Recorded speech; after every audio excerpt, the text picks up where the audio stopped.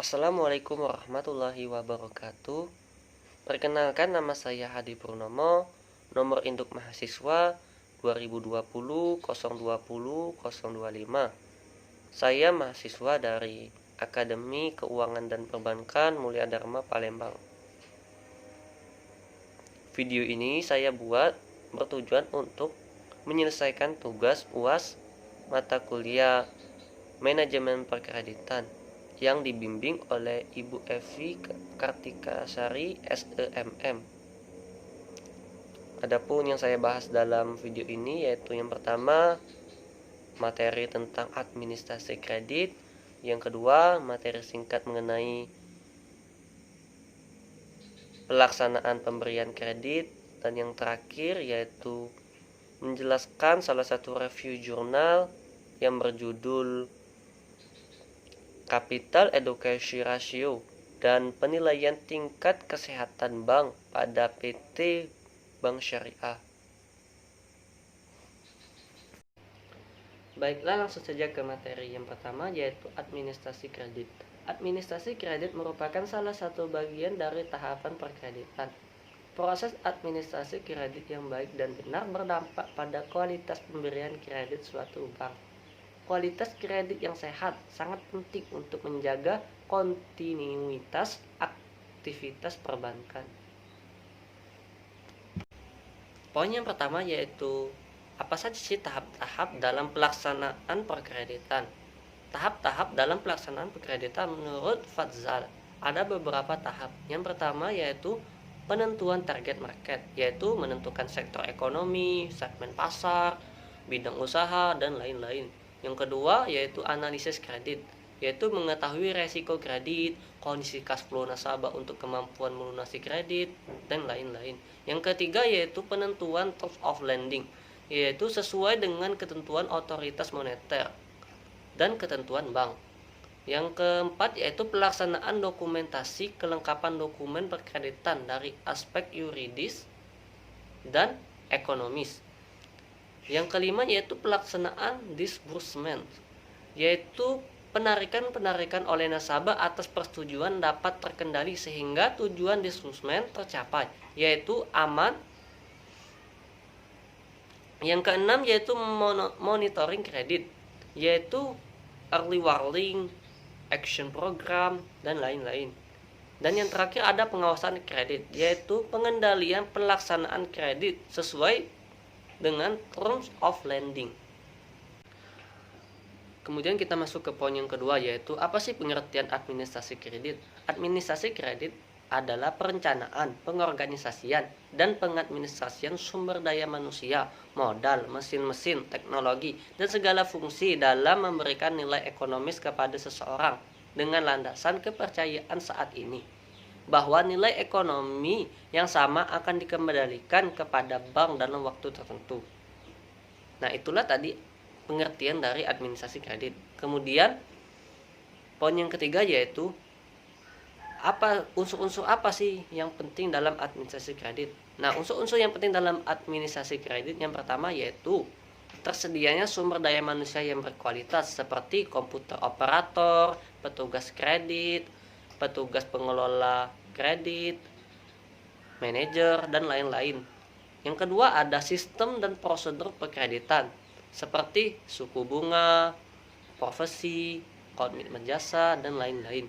Dan yang terakhir ada peralatan yaitu hardware, ada komputer, ada fotokopi, ada software, dan lain-lain. Nah, poin yang keempat yaitu fungsi administrasi kredit. Fungsi administrasi kredit yang pertama yaitu sebagai sumber informasi, yang kedua sebagai alat komunikasi bank dengan nasabah, yang ketiga sebagai alat atau instrumen pengawasan kredit, yang keempat sebagai sumber materi pembuatan laporan, yang kelima sebagai alat untuk menentukan kualitas kredit, yang keenam alat bukti dan antisipasi bila ada sengketa. Contohnya bank dengan pihak debitur dengan pihak lain, dan lain-lain. Lalu poin yang kelima yaitu ruang lingkup administrasi kredit. Yang pertama yaitu perencanaan kredit, meliputi penentuan sektor ekonomi seperti pertanian, pertambangan, perdagangan, dan lain-lain. Yang kedua yaitu permohonan kredit yang terbagi menjadi permohonan kredit baru, perpanjangan, tambahan, dan perubahan. Dan yang terakhir ada analisis kredit, yaitu menentukan atau mengantisipasi adanya kemauan dan kemampuan debitur mengembalikan kredit sesuai dengan syarat-syarat yang disepakati antara pihak bank dengan debitur. Nah, poin yang keenam yaitu dokumen kredit. Dokumen kredit yang pertama yaitu bentuk hukum perusahaan, izin domisili, dan izin usaha. Yang kedua yaitu surat kuasa bank meminjam dan surat-surat kuasa lainnya. Yang ketiga yaitu proposal dan surat kesepakatan dan perpanjangan kredit. Yang keempat yaitu jenis-jenis pengikatan jaminan dan surat-surat aksep. Yang kelima yaitu penutupan asuransi dan perubahan-perubahannya. Yang keenam yaitu persyaratan dan syarat-syarat kredit. Yang ketujuh yaitu pembebanan dan provisi, komitmen jasa, biaya material, dan lain-lain. Masuk ke poin yang ketujuh yaitu pencairan kredit atau kredit disbursement. Pelaksanaan pencairan harus memenuhi syarat untuk meningkatkan taraf hidup atau performa nasabah, yaitu aman, terarah, dan produktif. Masuk ke poin yang ke-8 yaitu pengelolaan kredit. Nah, pengelolaan kredit ini ada beberapa poin yaitu pemantauan kredit, pengawasan kredit, kredit bermasalah, reorganisasi kredit, penagihan, dan yang terakhir penyelamatan. Kemudian poin yang ke-9 yaitu akuntansi laporan dan kredit file. Yaitu yang pertama ada akuntansi kredit yang ada data nasabah dan data kredit. Yang kedua ada laporan perkreditan, dan yang terakhir ada berkas atau dokumen perkreditan. Nah, dari poin yang pertama tadi yaitu akuntansi kredit, terdapat data nasabah dan data kredit. Nah, dalam data nasabah terdapat yang pertama yaitu bentuk dan pengurus perusahaan, yang kedua bidang usaha, yang ketiga kelompok usaha, yang keempat ada struktur modal usaha, yang kelima ada mitra usaha, yang keenam ada prospek kegiatan usaha, yang ketujuh ada pangsa pasar, dan yang kedelapan atau yang terakhir ada data jaminan dan lain-lain. Kemudian dari data kredit terdapat yang pertama yaitu jenis kredit dan platform kredit, yang kedua kredit prioritas dan non prioritas, yang ketiga rekening pinjaman dan mutasi, yang keempat ada jangka waktu kredit dan polis asuransi, yang kelima ada term of lending atau syarat-syarat kredit, yang keenam ada tunggakan pokok dan bunga kredit, yang ketujuh ada kolektibilitas kredit, dan yang terakhir ada perubahan-perubahan limit kredit, biaya, suku bunga, syarat-syarat, dan lain-lain. Nah, kemudian dari poin yang kedua yaitu laporan kredit, terdapat tujuan dalam pembuatannya. Yang pertama yaitu bagi manajemen dan unit terkait berfungsi sebagai alat pengambil kebijaksanaan dan strategi perkreditan untuk mencapai efisiensi kredit dalam persaingan. Yang kedua, sebagai alat pengawasan dan pembinaan urusan atau wilayah, bagian, dan cabang yang terkait dengan proses kegiatan perkreditan bank. Yang ketiga yaitu mampu menggambar kredit performance dan kredit productivity. Dan yang terakhir adalah sebagai salah satu alat untuk penentuan liquidity management bank. Nah, terdapat juga bentuk laporan kredit yaitu yang pertama standard report yaitu laporan kondisi debitur dan usaha debitur. Yang kedua ada comprehensive report yaitu laporan yang lebih detail termasuk analisis keuangan beberapa tahun. Yang ketiga ada short form report yaitu laporan singkat kondisi debitur dan kondisi keuangannya. Yang keempat ada financial profile yaitu gambaran keuangan debitur dan dapat dibandingkan dengan usaha sejenis. Nah, dari poin yang ketiga yaitu berkas dokumen kredit. Berkas dokumen kredit yang baik minimal memenuhi persyaratan berikut. Yang pertama, berkas harus lengkap. Yang kedua, berkas harus sistematis. Yang ketiga, berkas harus akurat dan up to date.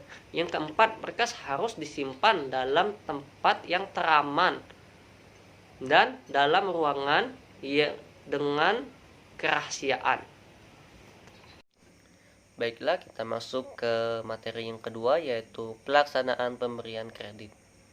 Dalam materi pelaksanaan pemberian kredit ini, saya akan menjelaskan yang poin pertama yaitu mengendalikan risiko kredit, yang kedua yaitu melaksanakan strategi kredit, dan yang terakhir yaitu monitoring dan pengawasan kredit. Nah, untuk poin yang pertama yaitu mengendalikan risiko kredit. Nah, definisi risiko kredit. Risiko kredit merupakan bentuk ketidakmampuan suatu perusahaan, institusi, lembaga, maupun pribadi dalam menyelesaikan kewajiban-kewajibannya secara tepat waktu, baik pada saat jatuh tempo maupun sesudah jatuh tempo. Dan itu semua sesuai dengan aturan dan kesepakatan yang berlaku. Lalu jenis-jenis risiko kredit. Risiko yang bersifat jangka pendek, risiko yang bersifat jangka panjang, risiko kegagalan memenuhi kewajiban jangka panjang. Kemudian prinsip kehati-hatian selalu diutamakan dalam melaksanakan setiap keputusan kredit untuk menciptakan suatu kondisi yang terkontrol dan aman.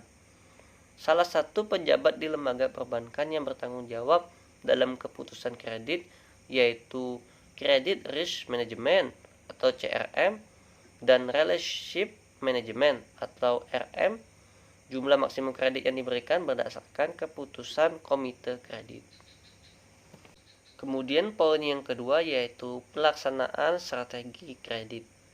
Definisi strategi kredit menurut Irham adalah bentuk keputusan yang diterapkan oleh kreditur dan debitur dalam mengantisipasi berbagai kemungkinan yang mungkin terjadi, baik yang disebabkan oleh risiko internal dan eksternal. Risiko internal misalnya adalah keputusan perusahaan, bank, lembaga, dan lain-lain. Sedangkan risiko eksternal yaitu risiko pasar, risiko ekonomi dunia, bencana alam, dan lain-lain. Tujuan penerapan strategi kredit adalah yang pertama, antisipasi risk default. Yang kedua, prudence atau kehati-hatian. Yang ketiga yaitu konsep strategi dibuat sangat hati-hati oleh tim yang bereputasi baik dan memahami kondisi ekonomi. Yang keempat yaitu memberikan keyakinan kepada pihak manajemen bahwa perusahaan akan berjalan lancar secara berkelanjutan. Dan yang terakhir yaitu lembaga perbankan menjadi lebih yakin dan menganggap manajemen perusahaan memiliki kualitas dalam menjalankan usahanya. Adapun permasalahan dalam pelaksanaan strategi kredit, yang pertama yaitu keterbatasan dana untuk mengontrol jalannya aktivitas bisnis. Yang kedua, perusahaan sulit menemukan tenaga sumber daya manusia yang bereputasi baik. Yang ketiga, kondisi ekonomi dalam negeri dan luar negeri. Dan yang terakhir, keterbatasan aset. Aset sering dijadikan cadangan kerugian. Dengan terbatasnya cadangan memungkinkan perusahaan dalam keadaan bermasalah pada saat posisi yang tertekan. Posisi tertekan adalah posisi yang tidak menguntungkan bagi perusahaan. Nah, masuk ke poin yang terakhir yaitu monitoring dan pengawasan kredit. Pengertian monitoring kredit yaitu pemantauan kredit agar dapat diketahui sedini mungkin deviasi yang terjadi yang akan membawa akibat menurunnya mutu kredit, dan bank dapat segera menyusun action program untuk memperbaiki kolektibilitas kredit. Pengawasan kredit yaitu usaha untuk mengendalikan pelaksanaan kredit oleh bank dan nasabah agar persyaratan dan target yang diasumsikan dapat dipenuhi sebagai dasar persetujuan kredit. Nah, 3 konsep yang penting dilakukan bank sebagai kontrol atau pengawasan kredit yang berjalan adalah yang pertama, penambahan risiko kredit bisa dibatasi dengan memperpendek jangka waktu kredit. Yang kedua, informasi disiapkan sedemikian rupa sehingga pihak bank akan selalu dapat mengawasi munculnya kesukaran. Dan yang terakhir, dalam peristiwa kesukaran pembayaran asuransi kredit atau kesukaran uang, bank melakukan opsi untuk menarik kredit tersebut. Baiklah, kita masuk ke materi yang terakhir yaitu menjelaskan tentang review salah satu jurnal yang berjudul analisis capital adequacy ratio, dan penilaian tingkat kesehatan bank pada PT Bank Syariah. Nah, untuk judul jurnal yaitu Capital Adequacy Ratio dan penilaian tingkat kesehatan bank pada PT Bank Syariah. Yang kedua yaitu nama jurnal yaitu Manajemen Bisnis. Yang ketiga volume halaman, volume 7 nomor 1 dan halaman 114 sampai dengan 117. Tahun terbit jurnal ini 2020. Nama penulis yaitu Ahmad Fauzi, Amor Marunda, Iwan Setiawan, Faroman Syarif, Raden Asmat Haryanto, dan Rahmat Pramukti. Untuk yang keenam yaitu reviewer, saya sendiri yang bernama Hadi Purnomo. Dan untuk yang ketujuh yaitu tanggal review tanggal 7 Juli 2022. Nah, untuk yang kedelapan yaitu latar belakang Capital Adequacy Ratio atau rasio kecukupan modal. Di dalam dunia perbankan, rasio ini sangat penting karena menjadi kewajiban bagi setiap bank yang telah menjalankan operasinya untuk memelihara Capital Adequacy Ratio yang agar bank tersebut dapat berkembang dengan baik, menampung risiko kerugiannya, serta dapat bersaing dengan perbankan lain.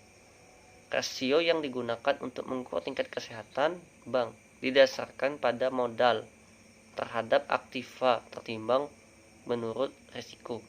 Capital Adequacy Ratio dalam bentuk komposit peringkat akan digunakan menjadi dasar untuk menentukan penilaian tingkat kesehatan bank dalam keadaan baik, cukup baik, kurang baik, atau tidak baik sesuai batas minimum Capital Adequacy Ratio yang telah ditentukan oleh Bank Indonesia. Bank yang dikatakan kondisi baik diharapkan agar tetap mempertahankan kesehatan bank berupa peningkatan pemodalan.